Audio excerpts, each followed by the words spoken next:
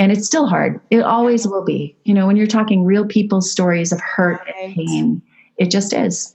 But the Emmy was for breaking news on the morning of the Aurora Theater shooting. And we had so much tragedy out of that story here in Colorado. Yeah. But that morning was one of the mornings that I had to walk off the set. I got up and walk off in tears. And I think that as a journalist, when you realize that the people you're talking to are your community, and to understand those stories from your heart is what makes us better at what we do. Hi, welcome to another episode of Mom Does It All. If you're looking for encouragement, empowerment, and uplifting in motherhood and mompreneurship, this is a show for you. I'm your host, Marta Spurk, triplet mom, woman empowerment coach, and all things motivation extraordinaire. On this episode, as we celebrate 100 episodes of the show, I talked to Natalie Tysdal, reporter, journalist, and anchor of the morning news show Daybreak in Denver, Colorado. She shares her story getting started in the news industry, how she balances her career and mom life, and also the challenges that come with the business. So honored to be able to have this chat. Let's dive in. Hi, Natalie. Thank you so much for joining me today. Thanks for asking me. I am so excited to talk to you. So a little background story. I actually met Natalie on a TV set because she is an anchor for a morning show here in Denver. And I got to meet her and I was so excited to be able to participate on the show and also to find out that we have several things in common.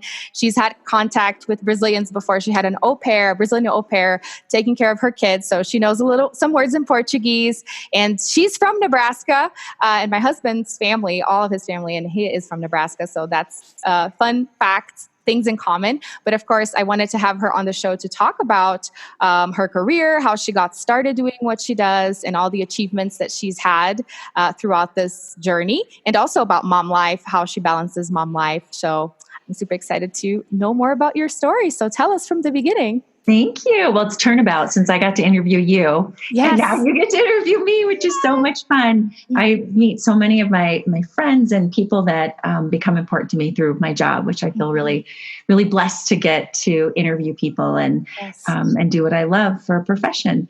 So I've been in the television business since college, which I graduated from the University of Nebraska in 1994, and started out thinking I was going to be a producer. I was actually a photographer and I love the visual side of what I do. I still love taking pictures and videos.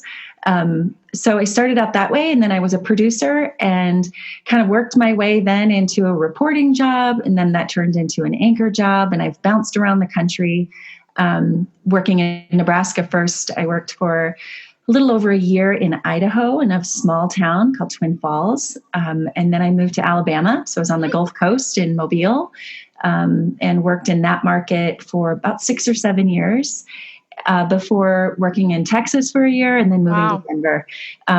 But we knew Denver was where we wanted to be and raise a family. So we've been here. I calculate things by your kids' ages, right? Mm-hmm. When my oldest was just over 1. So we've been here 18 years. Oh my goodness. Years. And we love it. Great place to raise a family and continue to build a fun career too. Mm-hmm. Do you go back to Nebraska often?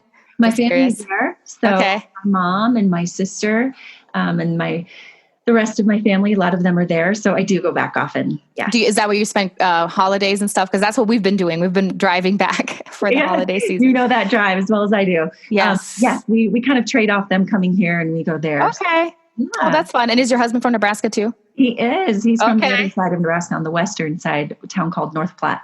Okay. Heard of that too. Drove by. Cool. And so that's so interesting because with this profession, as far as I know, you get to travel around and sometimes live in a city because of your job and then move to a different city because of the job as well. And then you saying that you've enjoyed Colorado for so long. How was it traveling? Did you have kids at that time? Was that difficult? My oldest daughter was born in Alabama, and it definitely is. I think they're comes a stage where it's harder to move kids. So it was important for us to plant some roots and decide where we wanted to be before the kids grew up. So definitely, my husband and I did 3.5 years long distance, which I don't even know how we managed that, but somehow we both did in dating. And then even the first year we were married, we were still traveling to be with each other. So a big challenge in that. But the television industry is very market driven. So you kind of start in a small market and learn and then move your way up. Denver is a top 20 television market in terms of the number of people here and viewers. So it was an ultimate goal and just an awesome city to work in as a journalist and in television. So what are the different roles that you've had working on TV? Was it mostly as an anchor or a reporter? What are the different things that you've done? You name it. I've probably done.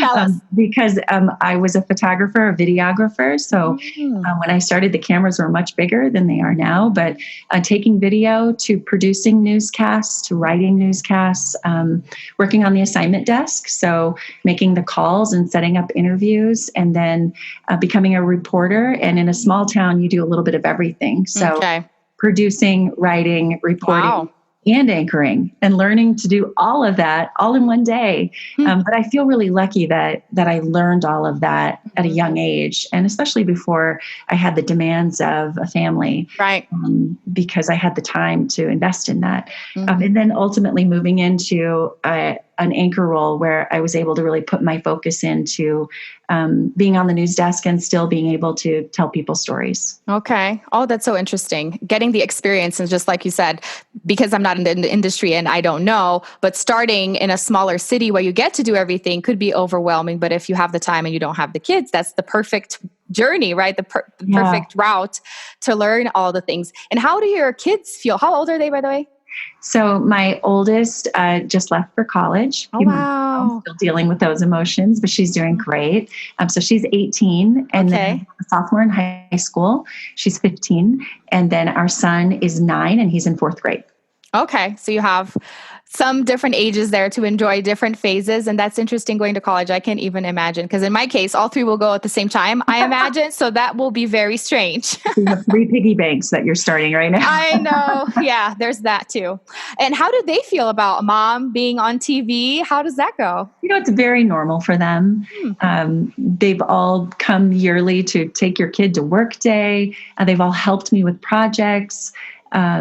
It's very normal, sometimes maybe annoying to them. Okay. But they like it. I bring kids in for tours often, and they like coming with me. I remember taking my youngest, my son, about a year ago to take your kid to work day. He was literally because you visited, under the news desk for 4 hours, just sitting there where no one knew he was there. And I kept looking down going, shh.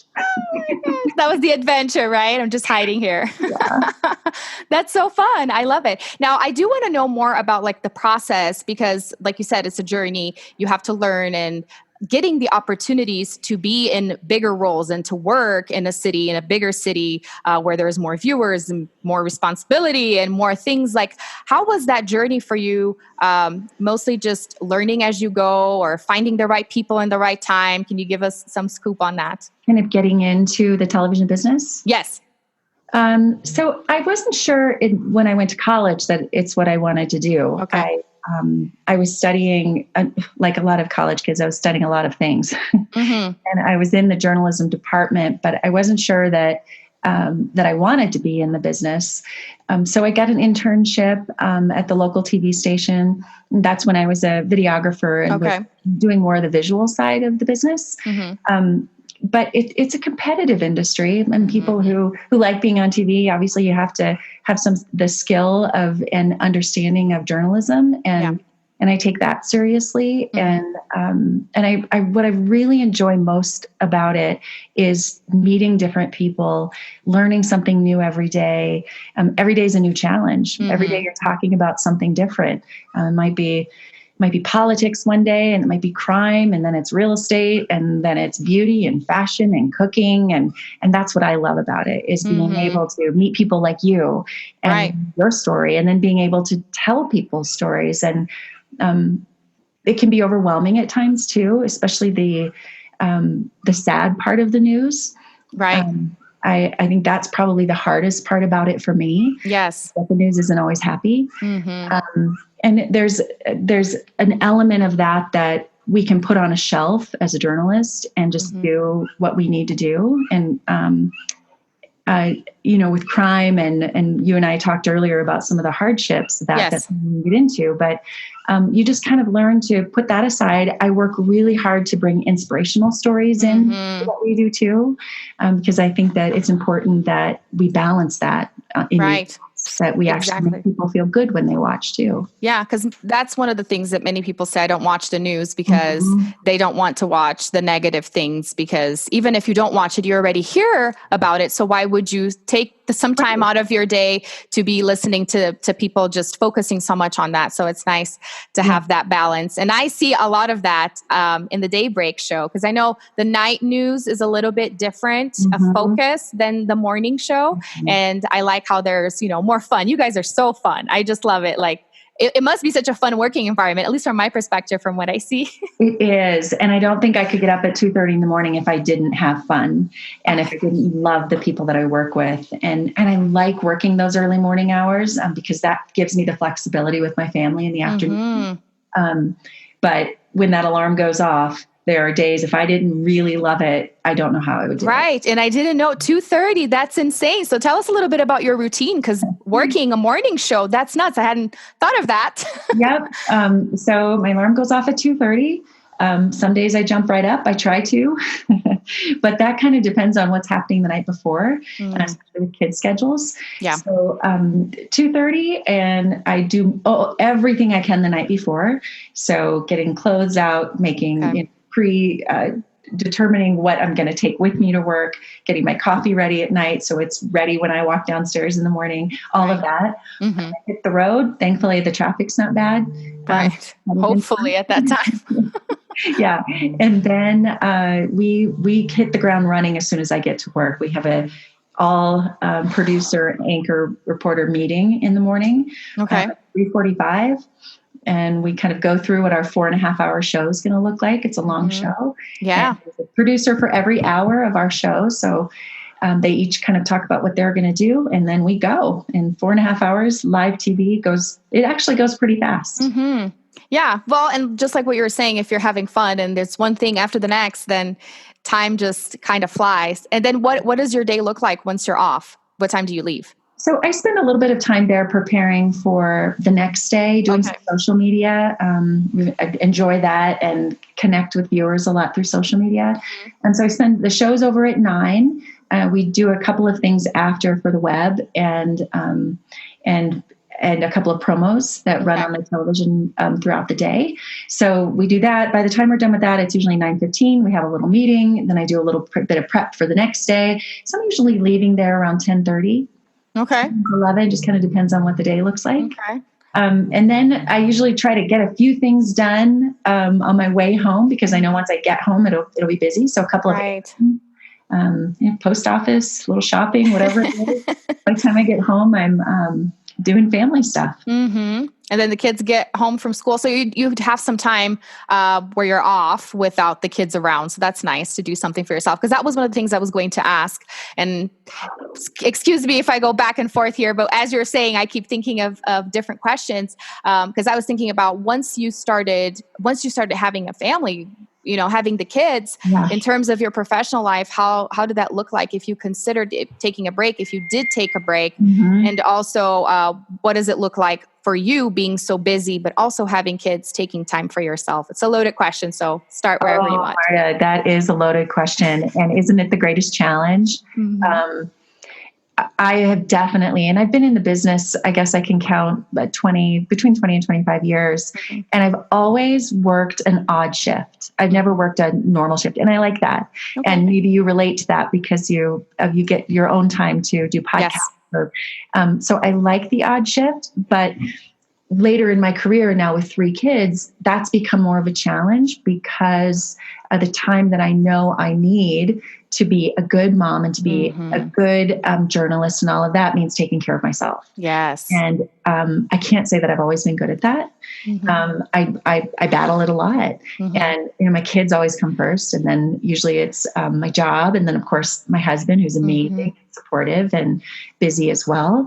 So these hours that I have, like from 11 to really 2, become, okay, I better get some things cleaned up around the house before the kids come home. I better get dinner ready. I need to make those phone calls or whatever those things are. And I have to stop and take a step back and say, when the kids come home, I need to be at my best. Right. So they're getting the best of me instead of the exhausted me. Right. And that ideally would mean I need to take a nap. But I went to bed at 9:30 and I got up at 2:30. Right. And that's not taking care of myself or being a good mom. So I try really hard to do that before 2:00. There are days that I'm better at it. I struggle with a busy mind. Yes. Oh, I can only imagine. So when it comes time to, okay, if I could just get an hour nap, and I'll sit in the chair, I'll sit on the couch, and my mind starts going. And I have really had to learn to stop that, to get things out on paper, so that I know when I have the time, and learning to categorize that time. So I can say I have an hour. That hour is going to be errands, or that hour is going to be social media, instead of trying to do everything. Right. Because the longer the list, the less things we're going to get accomplished, right? So if you just put on those priorities, because if you think I have to do all these things, then, oh my gosh, I'm not going to do anything, especially when you think 1 hour. 1 hour is almost nothing. It goes by so fast. Well, and have you found, like so many moms, as soon as something, I'm really loving a couple of books that I'm reading right now. And a few of the things that I've been dealing with is I get into something and it gets hard. And do you ever find yourself going, wonder what's on my phone right now? Oh my gosh. And if you start to think about it, as soon as something gets challenging or difficult, that's when we look to the distraction. Yes. Of what's going on social media. Oh, I got 100%. that. And so I'm working with my kids on that. And I'm much more aware for myself of, if I'm going to sit down and get things done, the phone's just going to stay in the other room. Then you deal with emails popping up on your computer or whatever those things are. So I call it putting things in a category or a box, saying I'm dealing with this box right now, and only this box. Now that's coming from a person who, you were in the television studio, who for 4.5 hours every morning, I'm on TV, I'm listening to a producer, my Facebook is up, my Twitter is up, my Instagram is up. I have a messaging app called Slack that many people probably know, that's up on my computer. And I have a floor director and a co-anchor, and usually they're all working at the same time. Oh my goodness. So I always like to say I'm a really good multitasker, but I also think that being a good multitasker is not a great quality. It's then taking that, and you have to know that when you leave that environment, you can't expect that to make you good at life, because you're not really focusing on one thing, be it your kids or your work or whatever that is. So I'm trying to break that apart and not make multitasking a quality that is something we should all try to be good at. I don't think that it necessarily is good. I completely agree with you. And just working on social media, like with the things that I do, I can totally relate with what you're saying, that whenever you're kind of get sick of whatever you're doing, instantly just go to the phone, just go to that distraction to bring some relief. And I can't really imagine you coming from that environment and then having to shut that completely off, because it's going to do you so well to not be in that, since you do it for so many hours and it is your job to just kind of unwind and turn that off. Like, that would be even harder for your brain, but so important too. So I like that idea of leaving your phone in a different room. That's great advice, so that you're not even tempted. There are some things that people do. I guess it's for the inbox. So you can pause your inbox so that you don't receive any emails. Great idea. Use that. Yeah. So that you're not distracted if you're doing something on the computer. Because I feel like if you're doing something on your phone or on your computer and you need to be focused, that's even worse, because you're already doing something somewhere where it requires your attention, and so many things popping up. Well, and a lot of people probably relate to this, that I enjoy, and I think that's why the mornings are, when I'm leaving work, I'll make some calls and other people are just starting their day. And I enjoy that early morning, get a lot done. And so I also enjoy the adrenaline of what I do. That it's work, lots going on, happening. The day goes fast. And so I have to learn then to get away from that and get into just being a normal person mode. Right. And I call it having a low speed and a high speed and learning to work in that medium speed, because I work really well in a high speed. Yeah. But then what I find is I work so well in that speed that I come home and I get into crash instead of just keeping that kind of medium speed going, and that's a good place to live our lives. I think a lot of people struggle with that, work really hard and then crash. Right. Not that medium. Find that elusive balance, right? That midway point. Oh, it's just so tough. And what I'm curious about too is like, as your kids have grown, because I have little kids, so this is kind of like where the phase that I'm in. How old is your youngest again? 9. Okay, so it's older than mine too. How has that evolved being a working mom? And back to my question of, did you ever stop like maternity leave or take a break for a while when you had each of the kids? How has that evolved in your perception of, I'm a mom, but I'm also doing something else outside of motherhood that I love, and I don't intend on quitting for forever, for a long period of time? So I've had phases with that.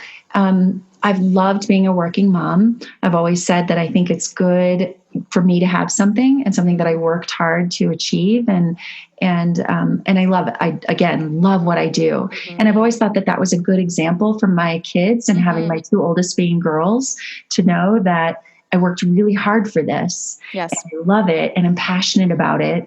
But my kids will always come first. And that's why I think I've sacrificed these early mornings, because that was important for me to have that time with them after school and in the evenings. And in the news business, it's either the evenings or the mornings. There's very little, especially on the anchor side, for that regular 9-to-5 type job. Right. And evening news made it difficult. And I have several friends who are moms in that position, because you go to work at 2 p.m, your kids are in school, and then you're not home until they're in bed. So it really is hard to help them with homework and go to baseball games or plays or whatever that is, because that's your working schedule. Right, that's tough. So getting back to your question. So as your kids have grown, well, and I was interested to know if you have taken a break. Oh, sure. Yeah. So with each of them, my husband and I decided that absolutely we would take the time to bond and the maternity leave that was available. So I always took 12 weeks with each of them. So when my youngest went to kindergarten and my oldest started driving, I decided I was going to retire. Oh my gosh. So that was about 5 or 6 years ago. Okay. And I left the business. I was in burnout mode. I was definitely in burnout mode. I was doing the morning show plus another show, a talk show, with the 3 kids who were all home and busy and very active in sports and theater. And so I said, I'm done. I'm going to retire. And it was good timing because my oldest was starting to drive. So I had a little bit of help with that. So I came back to a part-time role at the TV station. And so I took 3 years, almost 3 years off. Oh, wow. And boy, I felt so lucky to get to spend that extra time. My youngest, again, going to kindergarten. My oldest was in high school and the demands of high school, and she's a competitive athlete. And so I loved those. I loved that time and those hours. But when they offered me the part-time role to go back, and that was 3 years ago, I thought it was a good time to be able to do that, knowing one was going to be leaving for college soon. And so that it was fun. It's turned back into a full-time role, right? Which it's hard in this business, especially to be part-time. Okay. And that makes it harder for the family, but that's amazing that you were able to take a 3-year break and still be able to come back to do something big and amazing. And we were talking about, I didn't want to go back to talk about something sad, but I had to throw in that because you have an Emmy, you've been awarded an Emmy, and we were talking about this off air, and then you said, oh, well, it's kind of sad. So, but I do want you to talk about it, because that just speaks a lot about your work and everything that you've accomplished in this amazing career. Thank you. The Emmy Awards are a great way to be honored in the television business. Oftentimes they are for breaking news. Sometimes it's for a feature story or something lighter, but we were nominated for an Emmy after the Aurora Theater shooting here in Colorado, which, as we were talking about off air, is one of several of the hardest things I have ever done in the business. And part of the reason I really wanted to take the time off that I did was when you do 4+ hours of news a day, 20 a week, those stories, especially with children, they're hard to get over. Yeah. You think about them outside of work. And I realized for my own health that I just kind of wanted to push the reset button.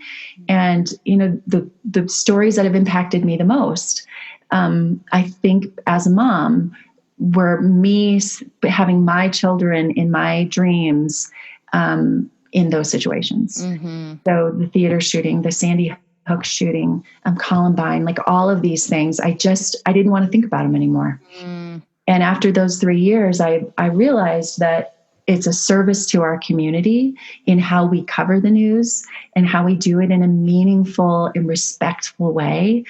And so I have learned to deal with that. And it's still hard. It always will be. When you're talking real people's stories of hurt and pain, it just is. But the Emmy was for breaking news on the morning of the Aurora Theater shooting. And we had so much tragedy out of that story here in Colorado. Yeah. But that morning was one of the mornings that I had to walk off the set. I my got goodness. up and walk off in tears. And I think that as a journalist, when you realize that the people you're talking to are your community, Mm-hmm. and to understand those stories from your heart is what makes us better at what we do. Yes.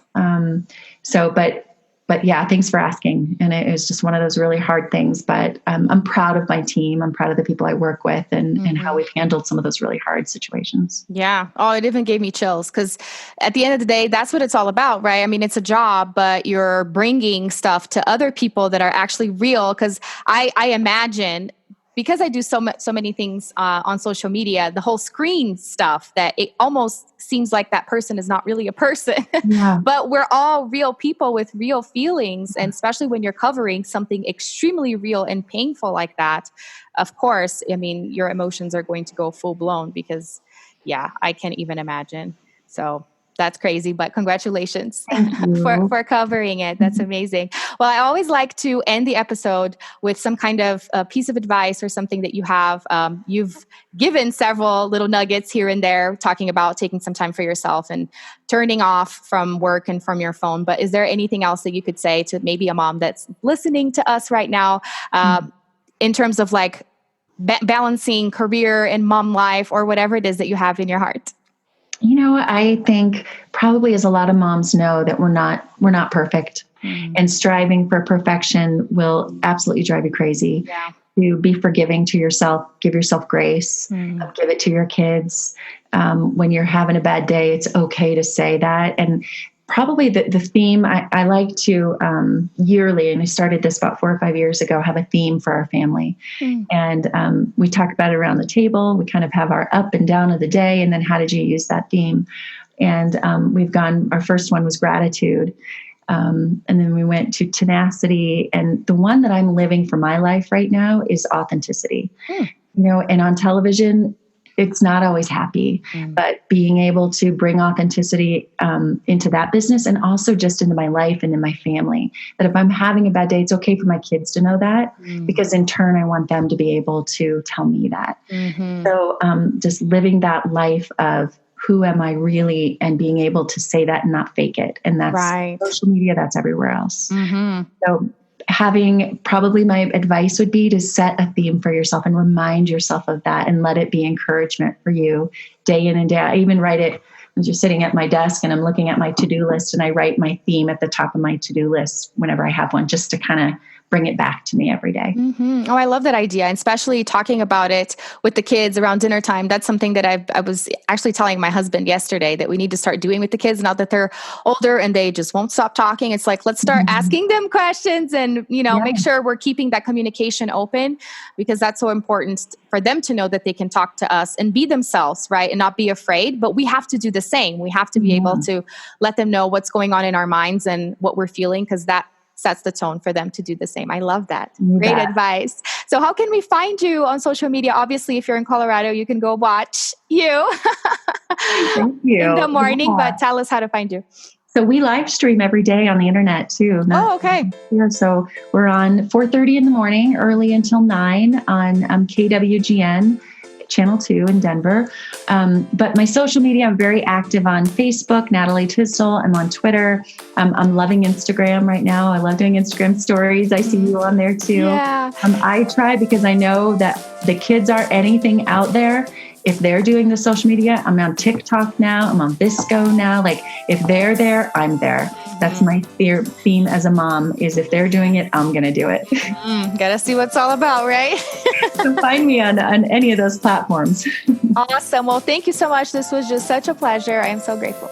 So nice to talk to you. Thank you.